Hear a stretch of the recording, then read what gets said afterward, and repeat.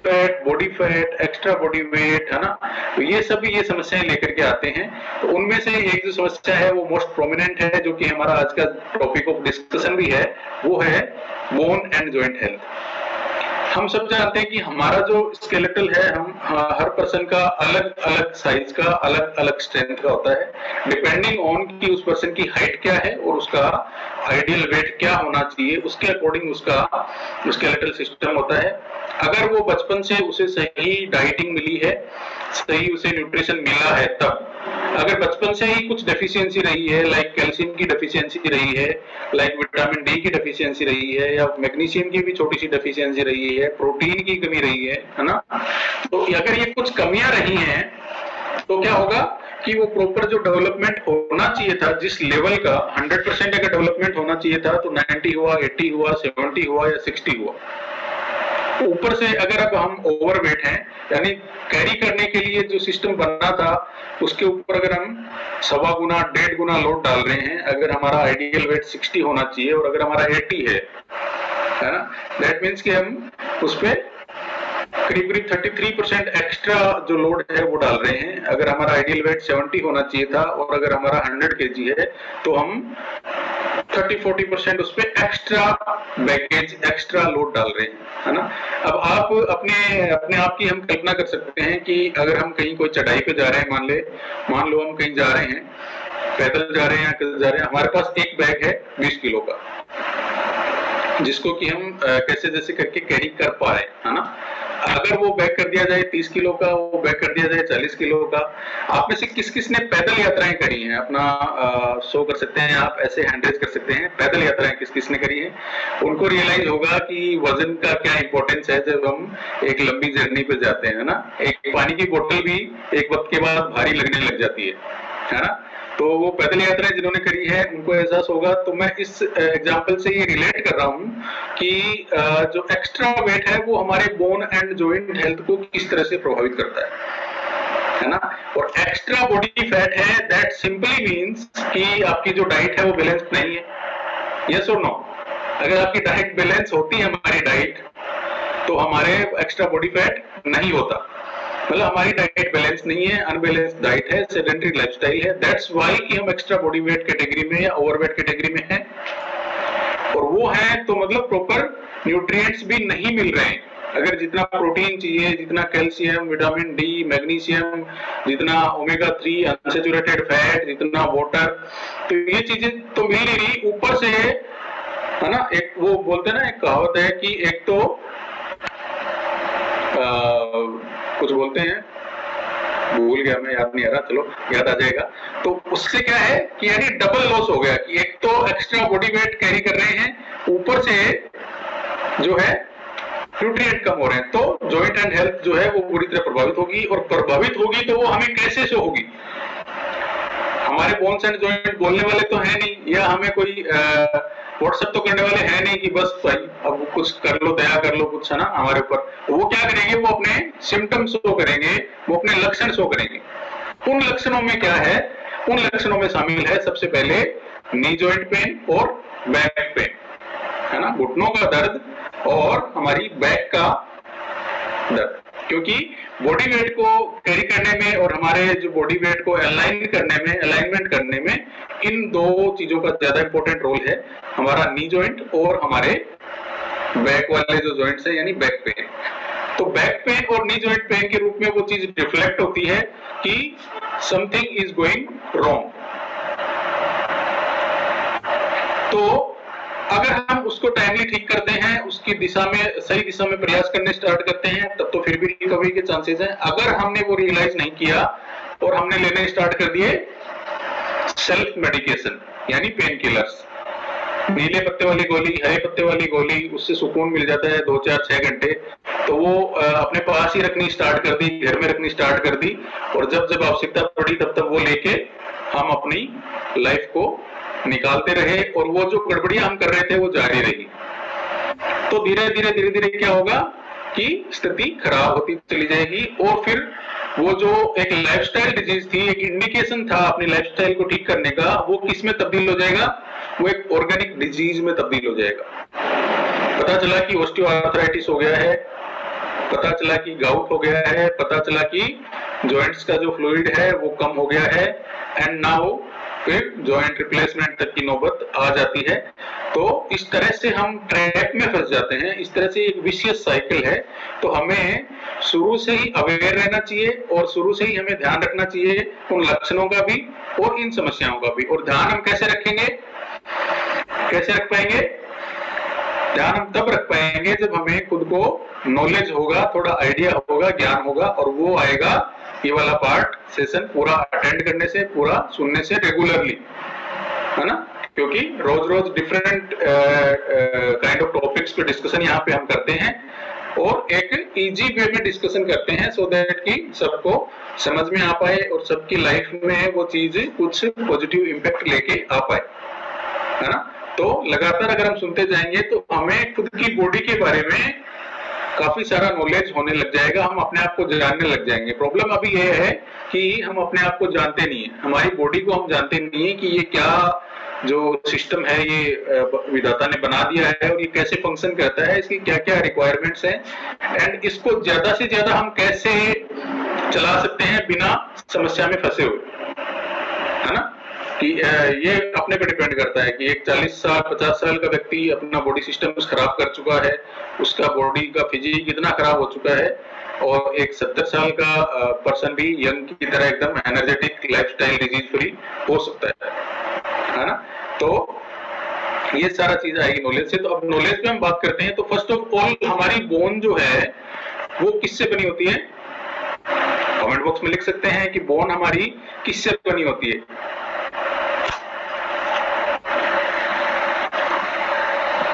Calcium, पूजा पारिक में calcium, yes calcium.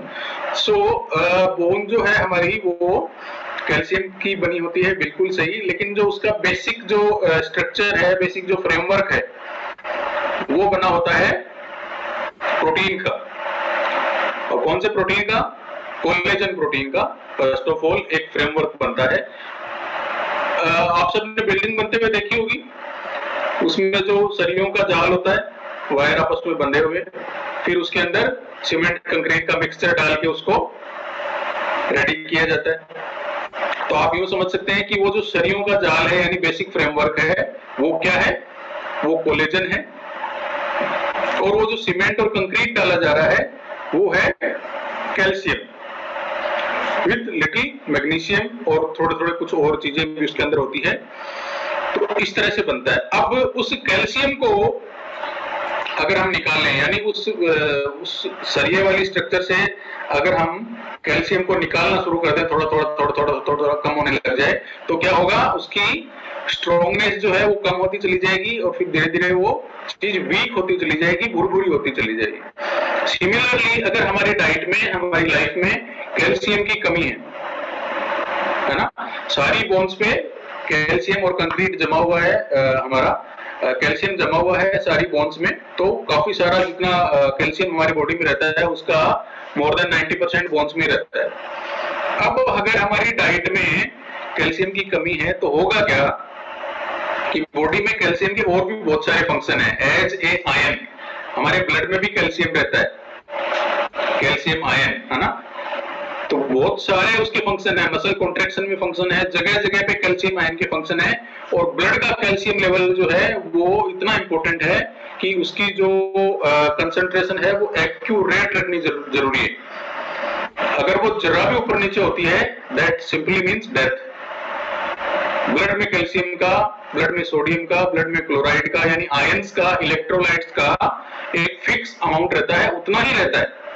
चाहे body में मर्जी आए उतनी खराबी हो, वो उतना ही रहेगा। अगर वो उससे ऊपर नीचे जाता है, दैट मीन्स कि वो पर्सन हॉस्पिटल में है, आईसीयू में है। वहां पे उसको मैनेज करने की कोशिश की जाती है, वहां पे भी अगर वो मैनेज नहीं होता तो फिर वो भगवान जी के पास है। इतना इंपॉर्टेंट रोल है ब्लड में कैल्शियम का। अब अगर हमारी डाइट में कैल्शियम नहीं है तो ब्लड में कैल्शियम मेंटेन रखने के लिए बॉडी क्या करेगी? गेस करें, and there is no reward for guessing this simple thing कि अगर डाइट में कैल्शियम नहीं है तब भी ब्लड का कैल्शियम तो बॉडी मेंटेन रखेगी। लाएगी कहां से? बोन से बॉडी निकालेगी। बोन जो है वो कैल्शियम की माइंस है बॉडी के लिए, कैल्शियम के भंडार है। तो 2-5 दिन, 10 दिन, 1 महीने आपने डाइट में कैल्शियम नहीं लिया, बॉडी ने बोन से कैल्शियम निकाल लिया, आपने बाद में अपना डाइट ठीक कर लिया, बॉडी ने वापस बोन में कैल्शियम जमा कर दिया, यहाँ तक तो ठीक है। लेकिन सालों साल अगर हमारी डाइट में कैल्शियम नहीं है, कैल्शियम शॉर्ट है, रिक्वायरमेंट कितनी है कैल्शियम की? 1000 मिलीग्राम रोज की। अगर पोस्ट मेनोपॉजल विमेन है या बच्चे हैं, यानी ग्रोइंग एज है, तो लगभग 1250-1300 ग्राम की मिलीग्राम की, सॉरी, इतनी रिक्वायरमेंट है। अगर ले रहे हैं 500 मिलीग्राम, तो 500 मिलीग्राम रोज शॉर्ट हो रहा है कैल्शियम, और वो 500 मिलीग्राम कहां से आ रहा है? वो आ रहा है बोन से।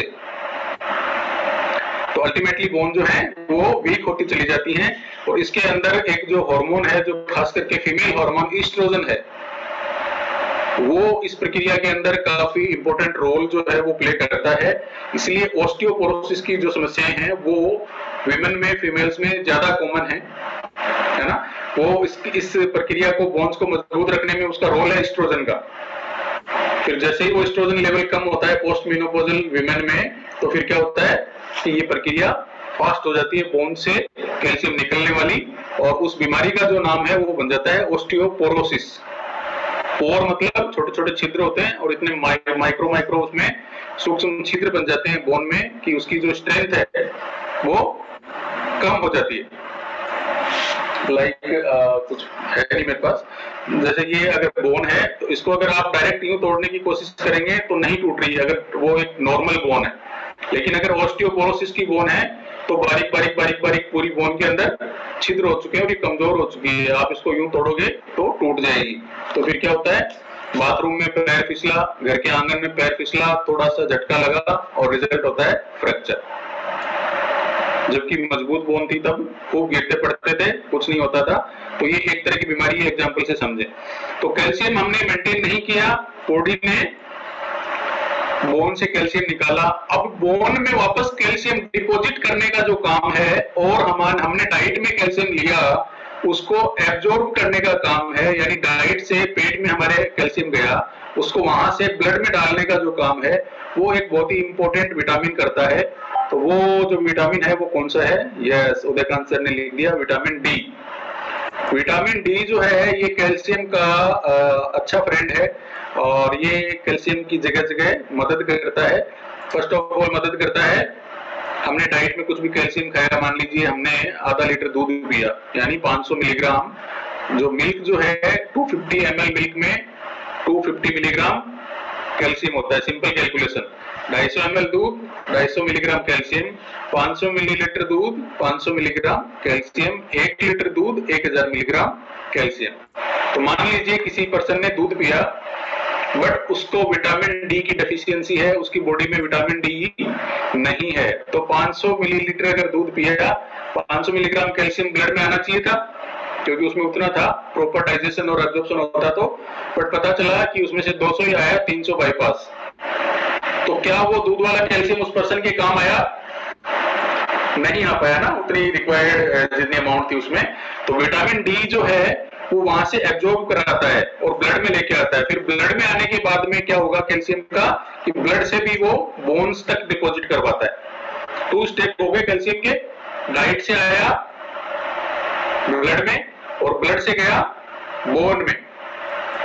तो ये प्रक्रिया चल रही है, डाइट में हम ले रहे हैं, विटामिन डी हमारा पूरा है और हमारी बोन्स मजबूत बन रही है ना।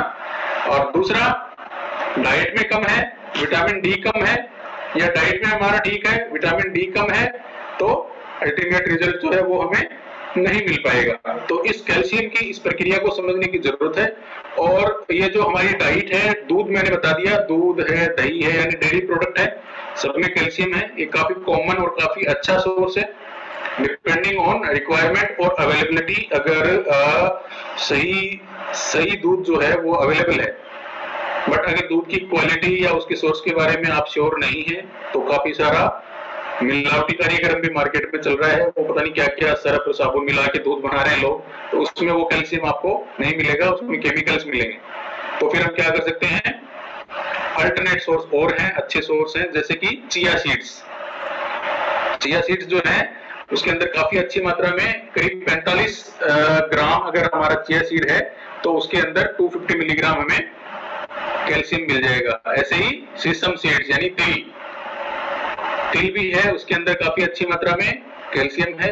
इसके अलावा हमारे जो ड्राई फ्रूट्स हैं, हमारे जो ग्राउंड नट है उसके अंदर, इसके अलावा हमारे कुछ मात्रा में ग्रीन वेजिटेबल्स में भी काफी मात्रा में कुछ चीजों में मिलता है।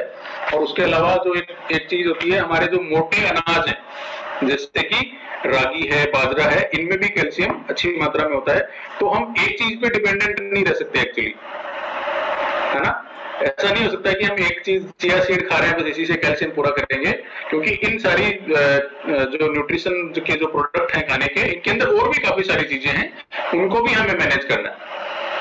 लाइक ऐसा नहीं हो सकता कि हमें 1500 मिलीग्राम कैल्शियम चाहिए था तो हम 1.5 लीटर दूध पी रहे हैं, पर उस 1.5 लीटर दूध में फिर काफी सारा फैट भी जाएगा, काफी और चीजें भी जाएंगी, तो वो हमें ओवरऑल सारा मैनेज करना है। हम कुछ मात्रा में दूध से पूरा कर लेंगे, कुछ मात्रा में हमने ग्रीन वेजिटेबल्स खा ली, कुछ मात्रा में हमने चिया सीड्स हमारे डाइट प्लान में शामिल कर लिए, कुछ मात्रा में हमने तिल जो है वो हमारी डाइट प्लान में शामिल कर लिए, कुछ मात्रा में हमने बीन्स जो है ना, सेम फली टाइप की चीजें, चौला फली टाइप की चीजें, सोयाबीन जो है, इस तरह की चीजें, राजमा, इस तरह की बीन्स वाली जो चीजें हैं वो हमने शामिल कर ली। और फिर भी अगर हमारा पूरा नहीं हो पा रहा है, हमें ऐसे लग रहा है, तो हम अपने वेलनेस कोच से बात करके अपने डाइट प्लान को मॉडिफाई कर सकते हैं कि कैसे मैं मेरा कैल्शियम पूरा करूं। कैल्शियम की रिक्वायरमेंट है 1000 से लेके 1500 मिलीग्राम तक के बीच में, डिपेंडिंग ऑन प्रेग्नेंट वीमेन में ज्यादा है, बच्चों में ज्यादा है, बिकॉज उनकी बोन्स जो है वो ग्रो कर रही होती है ना, बढ़ रही होती है, और बढ़ती हुई बोन को ज्यादा कैल्शियम चाहिए। उसके अलावा पोस्ट मेनोपॉजल वीमेन में ज्यादा है, बिकॉज एस्ट्रोजन हार्मोन की कमी की वजह से ऑस्टियोपोरोसिस की जो प्रक्रिया है वो फास्ट हो चुकी है, तो वापस कैल्शियम को जमा करने के लिए थोड़ा ज्यादा कैल्शियम चाहिए, है ना। जल्दी अगर जल्दी हम वो जो सीमेंट कंक्रीट वाला जो मसाला है अगर जल्दी जमा करेंगे उसमें, तो क्या होगा, काफी मात्रा में, ज्यादा मात्रा में चाहिए, बिकॉज थोड़ा बहुत गिर भी जाता है, गिरता है ना, साइडों में गिरता है इधर उधर, तो वेस्टेज भी होता है, तो इसलिए थोड़ी सी ज्यादा मात्रा में चाहिए। अदरवाइज 1000 मिलीग्राम एक हेल्दी एडल्ट मेल में, 1000 मेल और फीमेल 1000 मिलीग्राम जो है वो कैल्शियम वो चाहिए हम। तो ये कैल्शियम का आ गया, साथ में विटामिन डी का इसके रोल आ गया। कोलेजन का फ्रेमवर्क मैंने आपको बता दिया कि कोलेजन का फ्रेमवर्क बना होता है और विद टाइम बॉडी का कोलेजन प्रोडक्शन भी कम होता है। तो ये बोन्स की हेल्थ के बारे में हो गया। जॉइंट हेल्थ जो है वो अपने आप में एक अलग टॉपिक है और अभी आज का टाइम भी हमारा पूरा हो चुका है, तो जॉइंट जो है वो हम कल डिस्कस करेंगे। बोन्स पे आज बात कर ली। अब बोन्स के जो एंड है वो जहां पे जुड़ते हैं वो जॉइंट होता है, तो वहां पे काफी सारी और स्ट्रक्चर भी है बोन्स के अलावा, तो वो किस किस चीज से बनी है, वो किस तरह से उनका फंक्शन है, जॉइंट्स जो है वो कितने टाइप के होते हैं और कैसे वो जॉइंट्स जो है वो हमारी लाइफ में इंपॉर्टेंट है और कैसे उनकी हेल्थ जो है उसको हम मेंटेन रख सकते हैं, कैसे ऑस्टियोआर्थराइटिस जैसी जो समस्याएं हैं, है ना, रूमेटॉइड आर्थराइटिस जैसी समस्याएं हैं जिसे हम गठिया घाव बोलते हैं, तो वो किस तरह से होती हैं और किस तरह से हमारी लाइफ में प्रभाव डालती हैं, किस तरह से हमारे जॉइंट पेन करते हैं, किस तरह से हमारे जॉइंट के अंदर फ्लूइड जो है वो कम हो जाता है, किस तरह से फिर वो मसल्स और टेंडन्स जो जॉइंट को मजबूती दे रहे हैं वो वीक हो जाते हैं और किस तरह से हम उनको ठीक रख सकते हैं, इस पे हम डिस्कशन करेंगे कल। आज का हमारा अभी है हैप्पीनेस शेयरिंग, तो मैं चाहूंगा कि जिन साथियों के